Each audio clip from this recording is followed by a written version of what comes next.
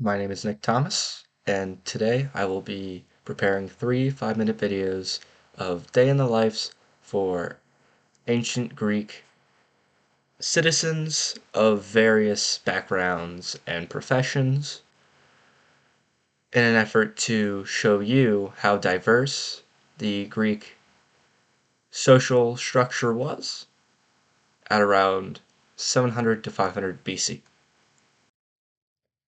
Day in the life of a Greek philosopher. I wake up as the sun rises, and immediately I get to thinking. Thinking especially about what I had dreamt of last night. All these images and sounds that weren't real but were at the same time. They're very fascinating to me. As my friend Heraclitus, my colleague Heraclitus, likes to call it, our private cosmos. It's an intriguing thought, and I might have to ask Heraclitus about it later, when I see him next. As I wake, I remind myself that I do not look or smell very good, so I take a quick trip to the public bath, put on my robe, and go to the Agora for the day. The trip there, all the way to Athens, is a long one, but I don't mind the walk. I actually find it quite soothing, and it gives me a little bit of time to think about what exactly I'm surrounded by, because I feel like a lot of our citizens take it for granted. However, I, as a thinking man, really like to look upon our surroundings not as a background, but as the forefront of my focus. For example, I like to think of the trees. What causes them to grow so high as just small little saplings? As small as that, or possibly greater things like why the world works the way it does, why the sun comes up in the morning and why the moon comes out at night.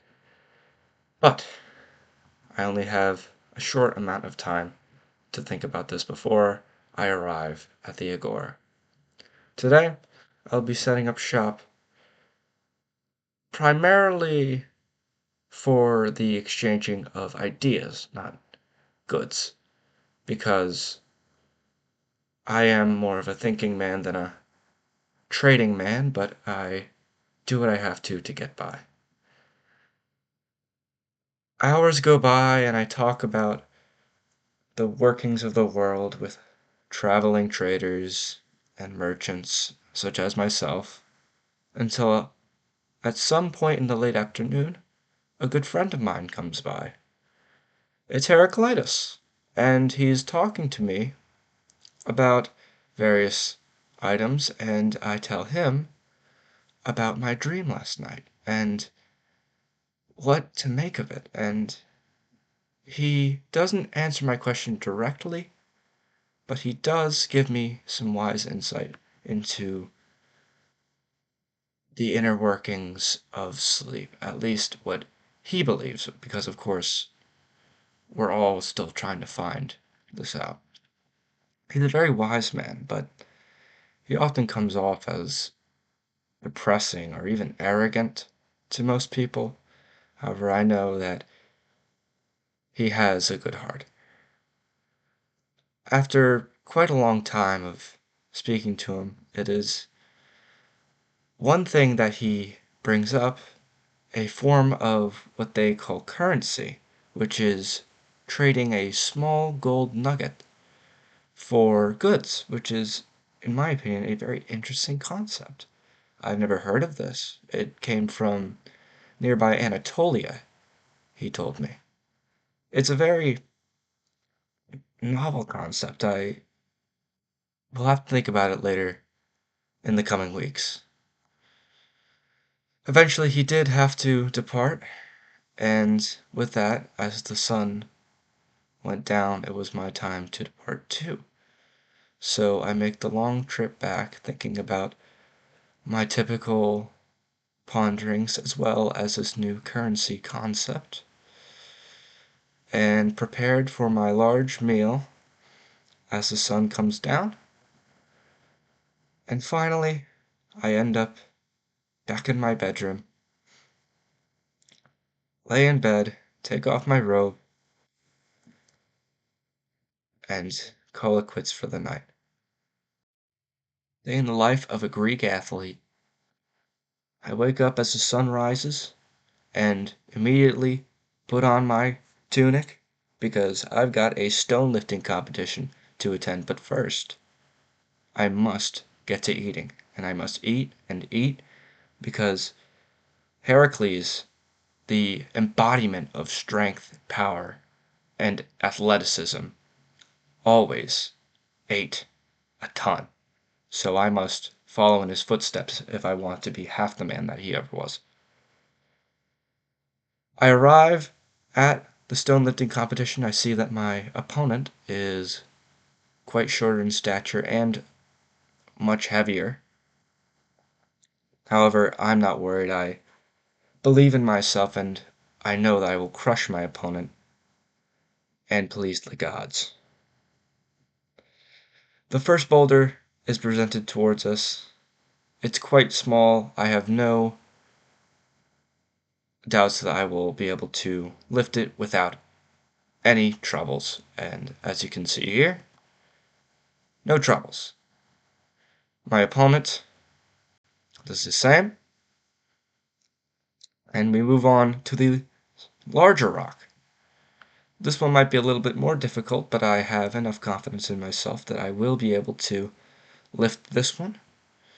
As we can see, no sweat broken. It was at this point where a woman was found in a group of spectators trying to sneak in, and unfortunately, she was caught by a few men and taken to the local authorities and killed. Unfortunately, that is how it is, and we must keep on with our competition. As you can see, my opponent also took care of the heavier rock. Now they bring on a little bit more of a misshapen rock. It'll be a lot more difficult to hoist up, but eventually I do get it over my shoulders, and unfortunately for my opponent, he cannot, which means I am the victor. So I win my prize, and I head to the local gymnasium to train for my other upcoming events. As we can see here, I found a local man practicing the discus throw. I am not quite as skilled in that event, so I went over to talk to him for a little bit about technique and overall athletics, what other events he does. I also found a few people playing a little bit of Paratizen, which is a game played with sticks. One that I'm not too familiar with, but it is very fun to watch. I also found a few youths practicing a little bit of wrestling. I offered to join in and spar them, but they seemed a little bit too invested in their own endeavors to want an old guy like me to join them. So I let the boys enjoy themselves and practiced my 200-meter dash, which is the main event at the next Olympic Games. I'm very excited for. I will, of course, be competing in those. But after a while, I decided it was time to head home. After all, I was getting very hungry, and it was time for my sundown meal, which is always the biggest one. And, well, I don't take my meals very lightly. There was plenty of barley, lentils, wheat, legumes, even some birds, some eggs. As I arrive to my chambers, I take off my robe and head to bed, hoping that tomorrow I will grow even stronger, even closer to Heracles, and become a better athlete. Day in the life of a Greek hoplite. This morning I am woken up by my fellow hoplites, and we are preparing for a battle that is likely going to happen today. I quickly get dressed. I equip my round concave double grip shield, my iron-tipped, butt-spiked wooden spear, my short sword, my corselets, and, of course, my high-crested helmet. We eat a quick sunrise meal and head to our commander, who is discussing how we should position ourselves in the upcoming battle, how we should organize our phalanx.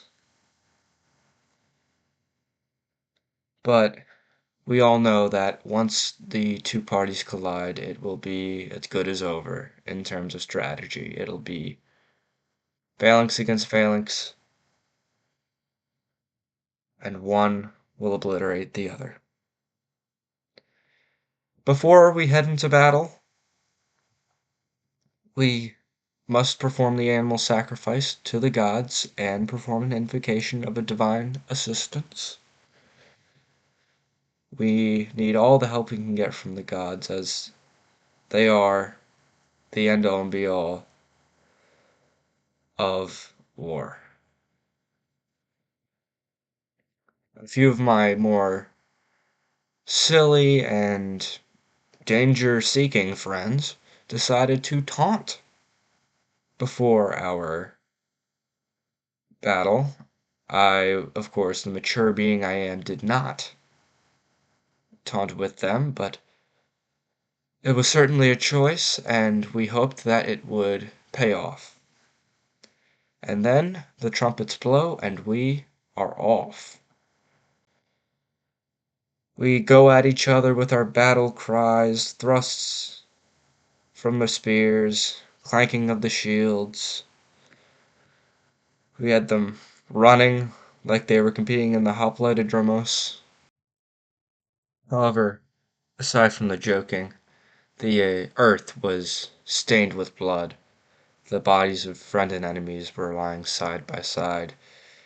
The shields were smashed to pieces, the spears were broken into two. Swords were drawn from their scabbards, some on the ground, some in bodies, some still held in their hands. It really is a gruesome scene after such a battle as this, a crucial battle. And the battle only ends when a handful of survivors are left, such as these four. However, it was us who came out victorious, thank the gods. We erected our trophy after our big win, and we even took a few prisoners lying around for ransom. However, after our battle, the army disbands, and I head home with a little trophy, a little souvenir, to my family, who is awaiting my return. Of course, being a hoplite is not a paying job, it is a sacrifice, it is a service to my city-state, and I'm very proud to be a hoplite. However, I am a man of a farming background. I farm to serve and pay the bills. So I do come back to my family and say hi to my sheep before heading to bed. I won't be called upon in a few months, likely, maybe even a few weeks, but I am very proud to be a hoplite as well as a farmer, and that is a day as a hoplite.